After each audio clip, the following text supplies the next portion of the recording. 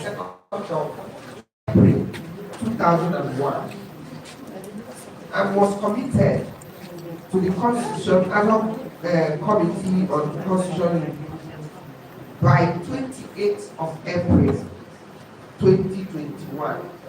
That is speed of light that we decided to do. But let me give you a bit of background. Yes, special sick bill is being sponsored, is being people are talking about it, and everybody, I know 90% of Nigerians have accepted. Because those things that were burning issues there, I think it has been resolved. Because I believe that when you need women and you have more women to do, you will progress faster and you will do a lot more. So the things that the special seat bill is going to achieve will be more than whatever any government is doing.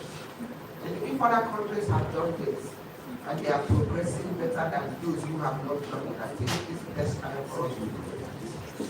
And having said that, I want to tell us something. It's not, women are excited every time they see small progress. Don't rejoice yet until this bill is passed. Because at that time, everybody, I believe that almost all the principal officers were sponsored, including the Right Honorable former Speaker, who is the current Chief of Staff to the President now, was a co-sponsor. You don't believe that bill is that. Because it's a matter of even if you say there, I will have it. But on the particular day that the former presidencies entered the chambers, not once, but about twice, to witness the people who would pay Nigerian women not to pass even the list of the things that we thought we had nothing, will not do anybody any harm, citizens and all that. You look at our face and laugh with us. But the good consensus women that got to the level of voting on a particular day. Of course, the best you could have is somebody shooting it down once you appear in the first reading. So there's a bill I've seen on first reading. It's against the Constitution because the Constitution said in section blah blah blah there shall be no discrimination. And if you have a nice speaker presiding, he will just call you to approach the chair. And they will ask you to withdraw. So what about beautiful bills? They don't use the land. And then we withdraw it because somebody has cited constitutional order. Or we withdraw it because at the day you present it, they will sing solidarity and they will not hear it. You will not even have a chance. And so this bill passed on through that and got to the final voting day. And not just that it got that voting, it got at least 80-something votes. You understand? So ask me how many people that were on the floor. They got half of the votes. That's it. And that's the good thing about this bill. So we had a good transition, and I believe that if we continue to do what we are doing, that the president and the executive members of the branch, and then the parliamentarian, and market women, mothers that have had babies, and people have laughed at them, what can you do? You have only 5 years. Very soon they will have their children coming to parliament, not because of anything, but because women have come and Nigerians have agreed that the country and the presiding officers of 10th Assembly and I agree that this is something that needs to be done because it is for our own benefit. What will count as losses like what we're doing because you spend money to hire this or to travel for advocacy and all that, it will not be equal to the advantage that you're going to have because you have more women or more women coming into parliament to represent their people. Because women, they know how it talks in parliament, and you cannot say that women don't know what to do when it comes to it. And you cannot say they don't know what they want, or they don't know what their parents or their abilities or communities want. Women are community women are colleagues, they are mothers, they are caregivers. Women are very participative, they are sympathetic, even with their emotions, they are very strong. They can stand the tide. Women will change narrative. If a woman is at the head of anything, you will see that things will change. Even if it doesn't have any tool, he will make use of anything available within the space to turn it to be able to make success. So on this note, I am imploring the women that are here, keep pushing. It is not over until it's over. And I commend the assembly for changing the narrative to make sure that the narrative that we have in Night Assembly, to the extent that we are throwing bills that concerns even the least vulnerable people, and for no reason. I'm sure, because even the ones they promised us that they are going to put it back, they did eventually put it back. I know that if you're counting in your kids, know that there has one that they are battling. Don't lose that narrative. There's one they agreed to after we protested, after your protest, they promised you that this particular one is let it happen so that I don't see the ones that's not in the put it back. That one has passed. So that we're not going to advocate for it again. The other two, and then this reserve safety that is going to come upon. I'm very hopeful. And then I want to also let you know that it's not just about passing the spirit. You have to put the cross that will make it possible.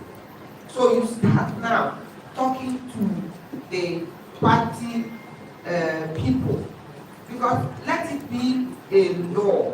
Let there be a law that will say, if you do not meet certain quotas, you're not going to run for election.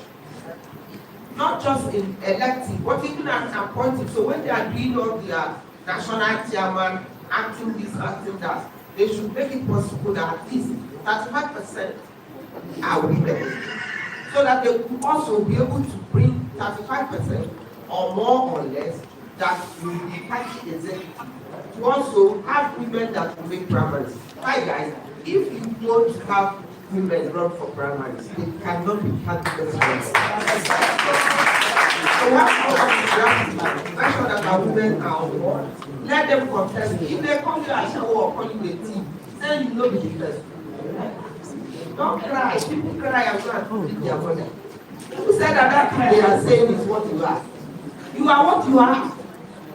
If at this age, people like us don't care what you say, you shouldn't care what anybody says. What you should say is what God has said about you, that you're going to be the head and not the tail. And that's who you are. On this day, I declare SheThePeople lion. SheThePeople lion and our women open today to the glory of God the Father, God the Son, and God the Holy Spirit. Please round of applause tonight.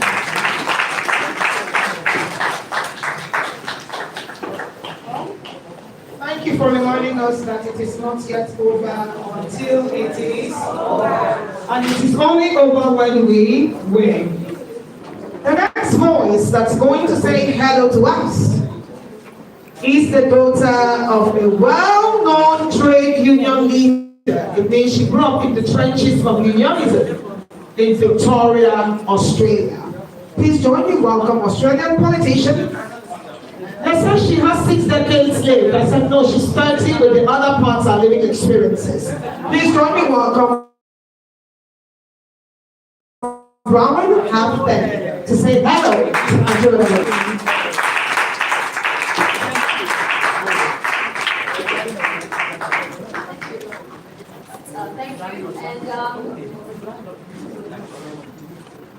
Thank you. I wasn't expecting this. In fact, I wasn't expecting to be here today, except that I got a very most kind and generous invitation from the Honourable Mandate Secretary. So it's great to be here. I really feel proud to stand amongst women from Nigeria. All right, bye, Ma. That is struggling to fight for equality. I feel that I've come just at the very right time to Nigeria when you're on the cusp of big change in women's rights. So I really want to give my solidarity, my greetings from Australia, and we're all witnesses. Please, could we give her a Nigerian round of applause, not an Australian one? Thank you very much, our sister. That's our sister. Members online, up next is the voice herself, one of my mentors,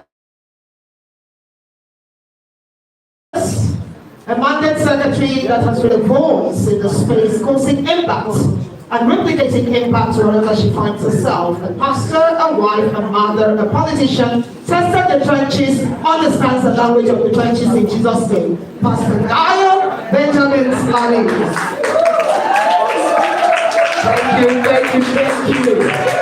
Great Nigeria,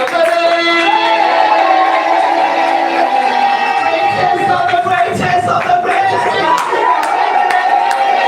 And the greatest sponsors of the Nigeria Women's Special Reserve is there.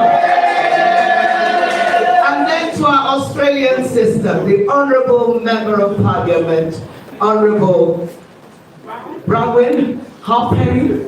We want to say oi. Everybody say oi. That's everybody say oi. All right. More oil to your oil. Or do we say more oil to your oil? I'd like to very properly here today in celebrating every one of us. Because one of us is the reason why one of us will be seated. Not just at a special seat, but at a position of historic representation, not just for a nation, her nation, but for her generation. Today I want to very properly celebrate our host for today's event, a woman of foremost political as well as professional distinction, the Honorable Dr. Mary Nkopo. Please help me appreciate her. I know she is escorted now. And along with her, the throng of Amazons, women who make what women make, from Apple to the real politics of making a difference. I celebrate the President of the National Council, Women's Societies. God bless you. Thank you so much for everything you are and everything you do. And honestly, if I start going across this room, you know I won't stop. But I will say that special recognition goes to the person who represents every woman with special needs in this community of action and political distinction. The Honorable Sarita, herself a politician, there is no disability in political ability, and that is what you represent. Permit me, even as I've done this here today, to appreciate Ambassador Mercy Clement, who was the acting High Commissioner in Australia, and that is how come today we have people with us, our MP. Thank you very much, Ambassador. I have friends, because if I start picking one, I'm going to get in trouble with everyone. So I'm not going to go there, but I will particularly recognize a woman who, talking about trenches, has done the trenches, the grassroots, and for me was my woman mobilizer, the Honorable Ronke Palumi.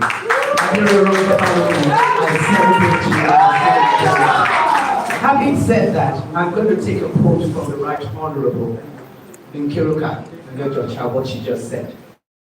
When we lead and have more women in the room, we achieve true progress. You see, if one advances confidently in the direction of her dreams, striving to live the life she has imagined, she will meet with success unexpected in common hours.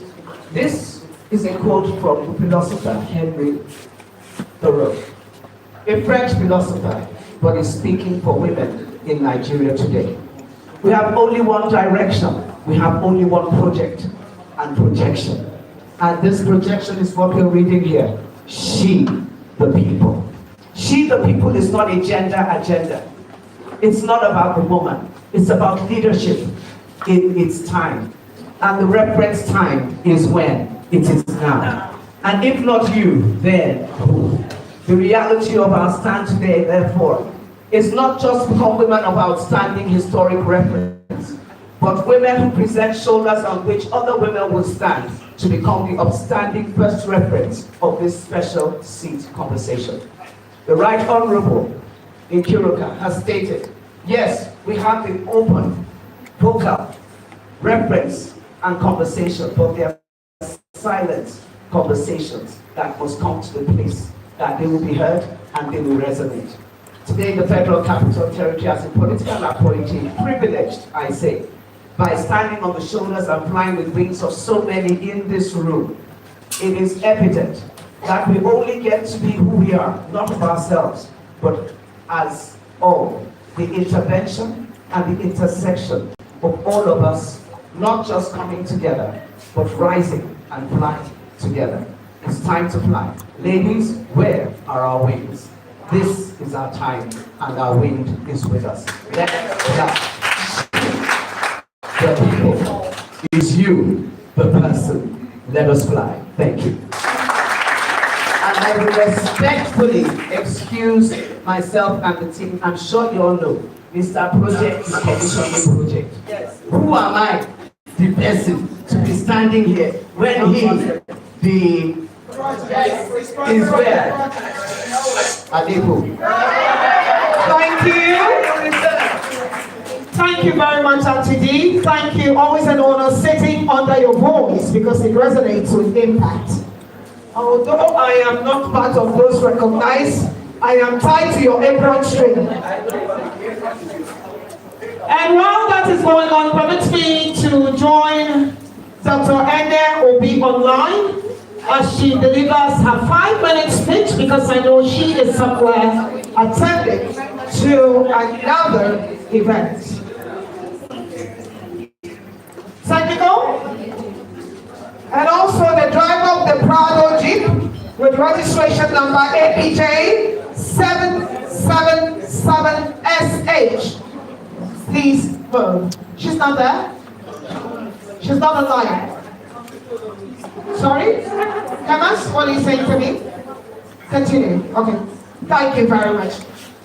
Your Excellencies? Okay. I think I hear her. Yes, I can hear you, ma'am.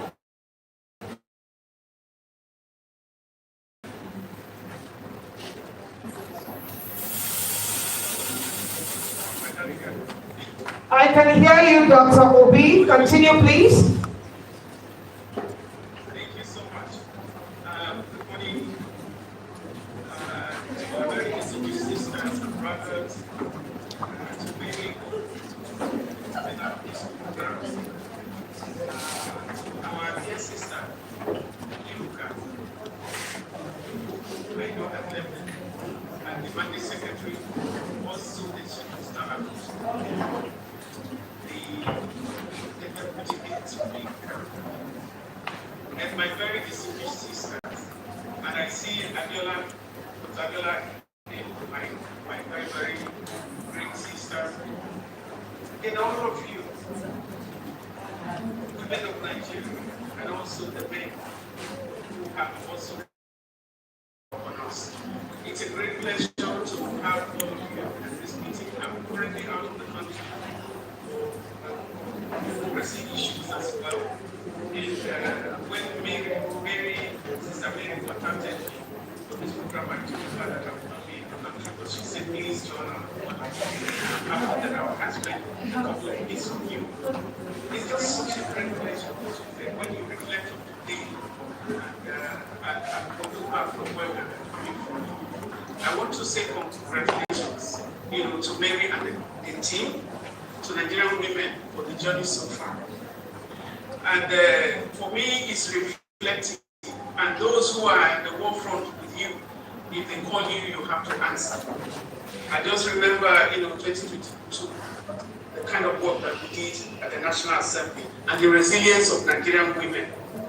Both our comrades and the resilience of market women, or women from different tribes, mothers, grandmothers, daughters, and all of those who were at the battlefront at that time.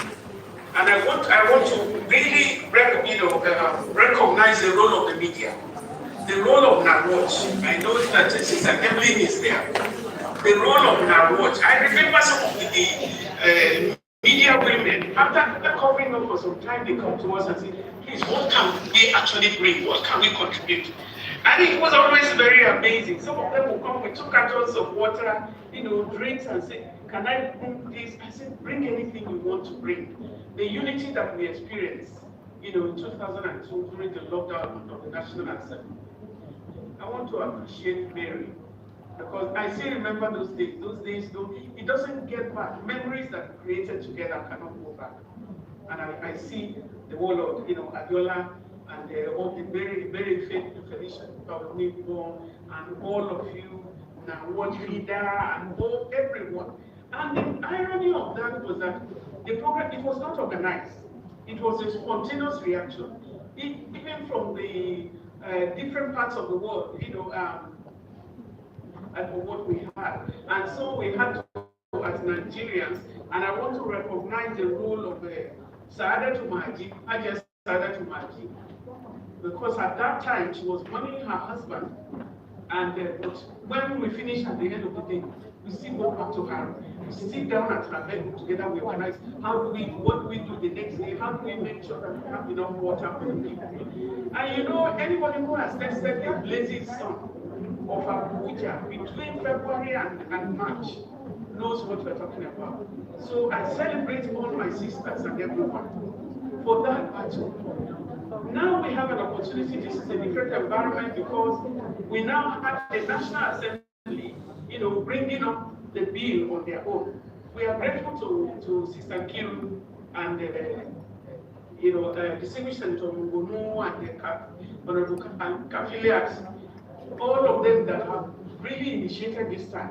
And I say specifically on the Honorable Kiru, and that that very year is later we started hearing that even so many of the women who were in the National Assembly, many of them did not come out to meet us. And a lot of them, really, they didn't come out to meet us. But we are now hearing that they were threatened not to come out to meet us. But Kiruka and a couple of others were able to stand up and they come to meet us.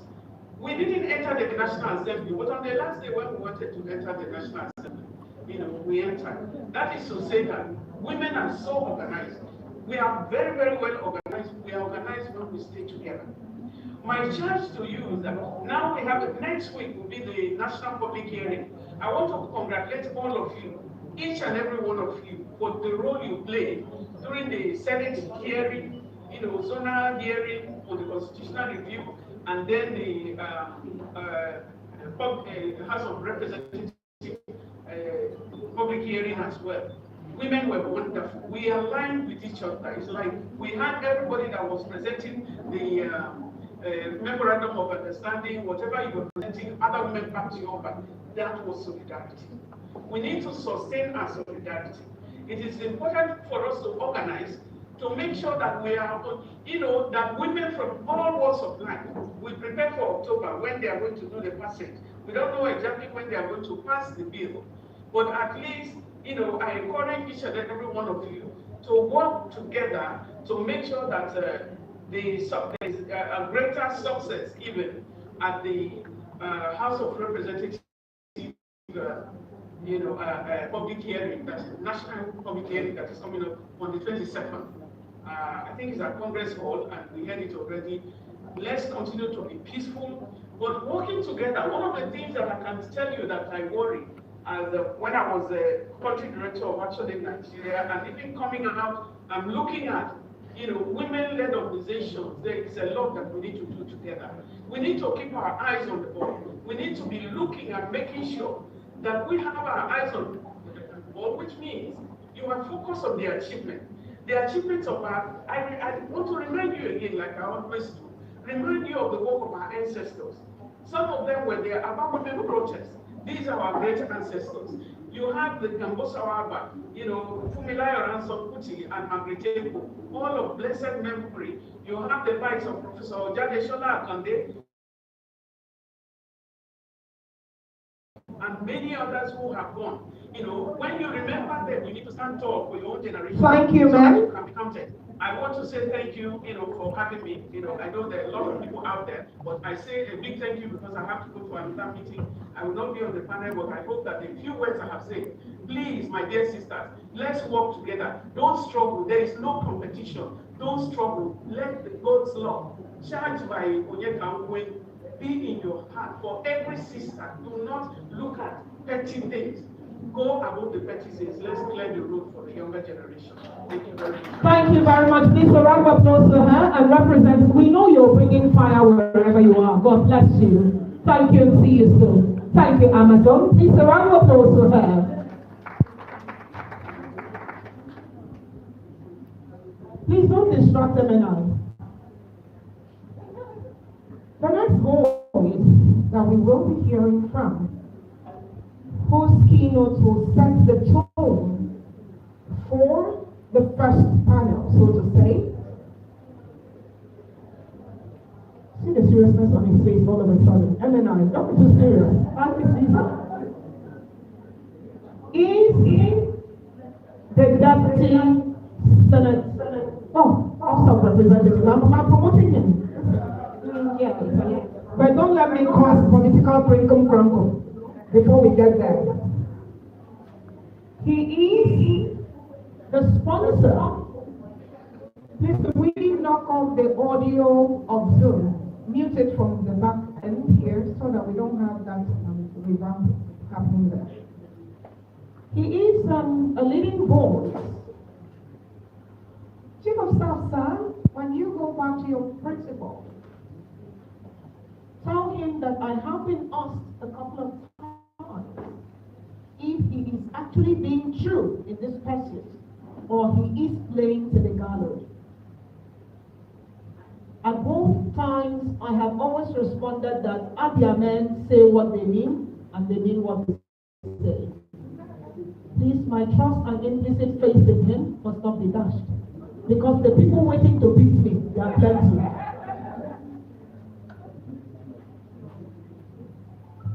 The Deputy Speaker of the House of Representatives, Honorable Benjamin Okeze-Kalu, PhD, is here represented by a PhD in weight, but he has an MNI proceeding.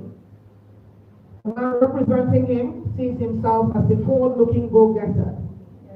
He's a polyglot who speaks English, Igbo, Hausa, Yoruba, and a small, je ne sais pas, or Paul. Yeah, I know.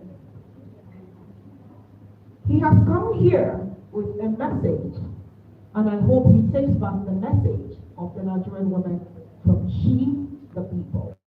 Join me welcome the Deputy Speaker of the House of Representatives, here represented by Samhat MNI, the man with the red hat. Thank you very much. Good morning, great Nigerian women. I saw great energy in the room earlier on. I don't know what happened to that energy. Great Nigerian women. What is it that we say? Empower the woman. All right. So this is, it ought to have been intimidating, but yes, I'm blessed amongst women, so I'm very comfortable. I have 3 daughters, so women don't scare me. So I'm also a he for she, and I'm a very proud girl dad. My daughter, Samuel Mubota. Yesterday there was quarrel. My daughter came and told me that her phone is annoying her, and nothing should affect my daughter. So I ordered a new phone for her immediately. And there's one in my house, because my wife is now telling me that she has been telling me that her own phone is problematic for the last 3 months. I've been pretending as if I didn't hear. And this small girl is telling me within 10 minutes I've solved the problem. So you people should please tell me what to tell her when I get back home. I had to run away from the house this morning.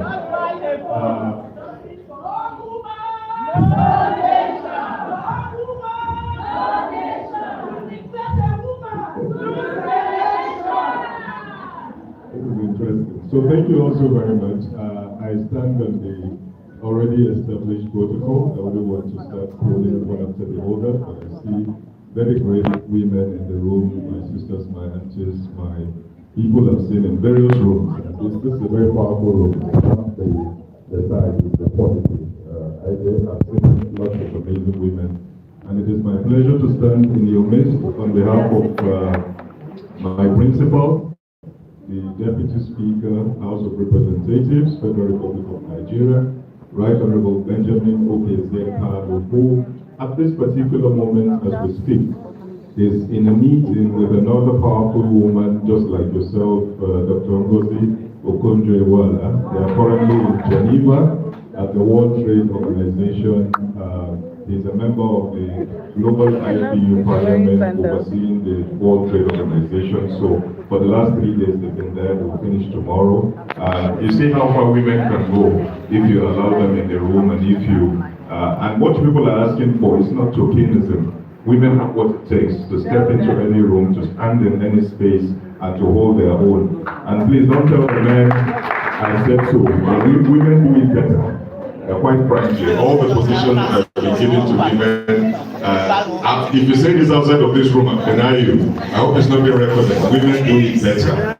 When you give a woman power, it's quite wonderful. So, on behalf of my principal, I bring you his goodwill message. Of course, Mary is his friend, his ally.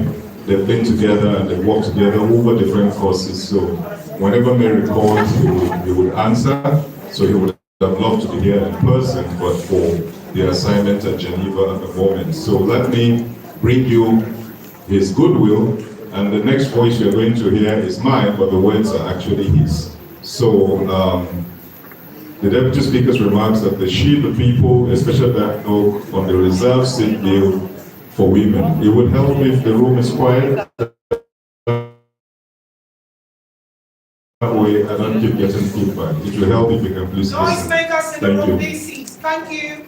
Thank you very much. I bring you one compliment from the People's House, the House of Representatives, and the Committee on the Review of the 1999 Constitution. This event is not just a moment in time, but a movement towards justice, towards equality, and towards empowerment. The theme compels us to reflect on the journey we have embarked upon. A journey marked by courage, resilience, and determination to ensure that women's voices are not only heard, but amplified in the halls of power. The Reserved Seat Bill, otherwise known as HB 1349, sponsored by myself, the Deputy Speaker, and co-sponsored by some other members of the House of Representatives, is a legislative effort that seeks to carve out a dedicated space for women in our governance structures. As chairman of the Constitutional Review Committee, I believe it is essential to examine the provisions of our Constitution and ensure that they promote gender equality and women's empowerment. Hence, we have considered this bill that would create reserved seats for women in the national and state houses of assembly, promote inclusive governance, enhance women's political representation, and address gender disparity in our governance framework. This bill is not just a piece of legislation, neither is it an act of tokenism. It is proof to our collective commitment to change the narrative and to disrupt the status quo that has long sidelined women from decision-making tables. You will recall that in October 2024, we convened the International Legislative Women's Dialogue. A lot of the women in this room were at that meeting, in collaboration with the Policy and Legal Advocacy Center and with support from the European Union to advance women's political representation through constitutional amendments. We recognize the important role that women play in shaping the future of our nation. I thought the women would clap for themselves there.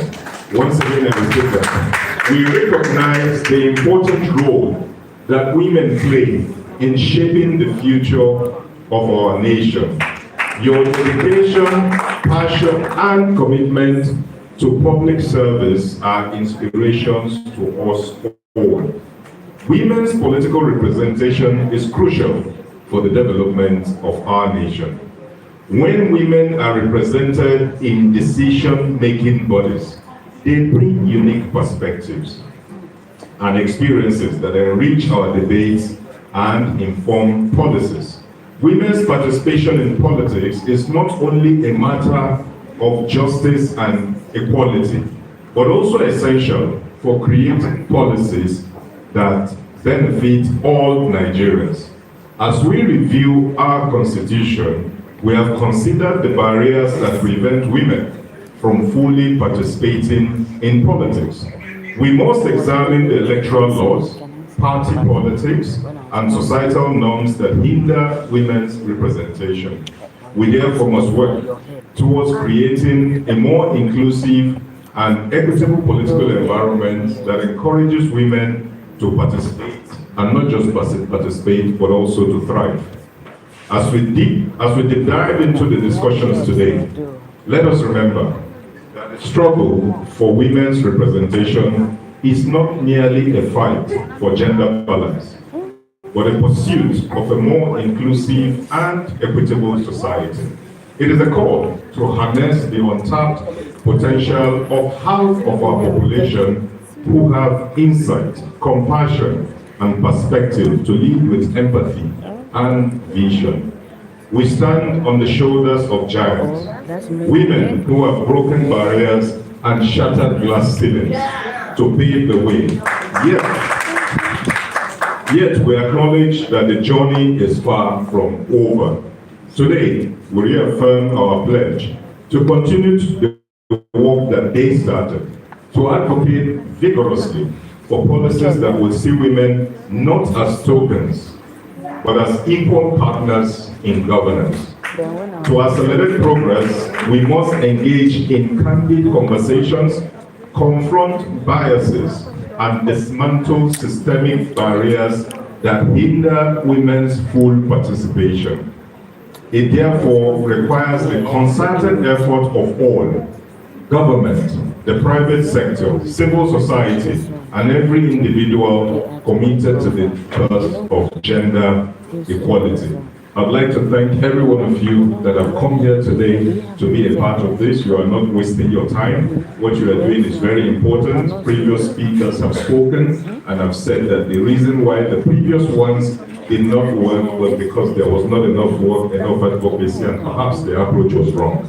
But I can promise you that this time around, there is a lot of work being done, there is a lot of approach, and there is background work. And we are collectively optimistic that this time around, this is going to work. Therefore, thank you for your dedication, thank you for your passion, for your unflinching belief in the power of women to transform our world. Together, let us continue to deepen the conversation, accelerate representation, and create a legacy of equality and empowerment for generations to come.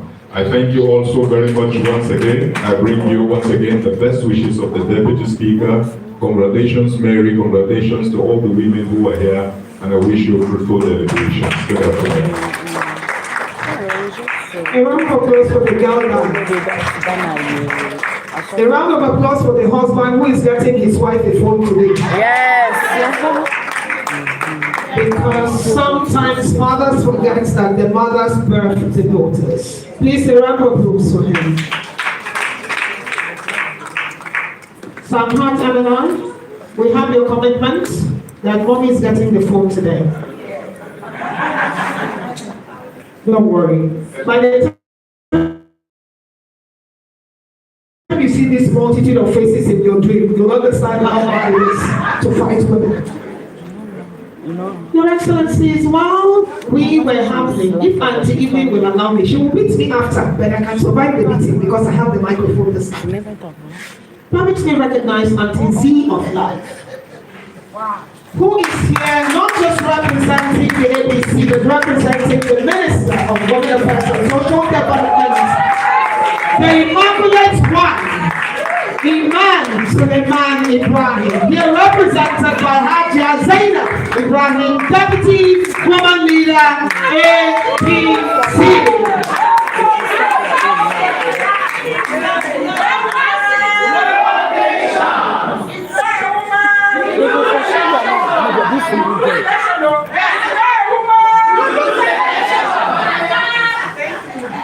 Thank you very much, Auntie Z.